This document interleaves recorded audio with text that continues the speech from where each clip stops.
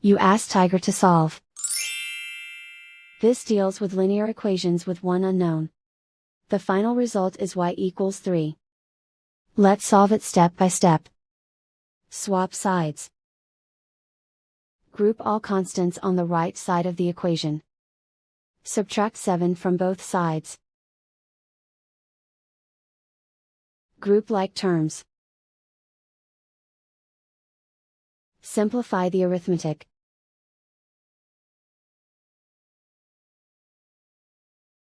Convert the y into a positive number. Multiply both sides by -1.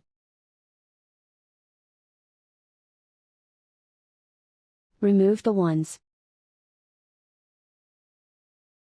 Simplify the arithmetic. And so the final result is y equals 3.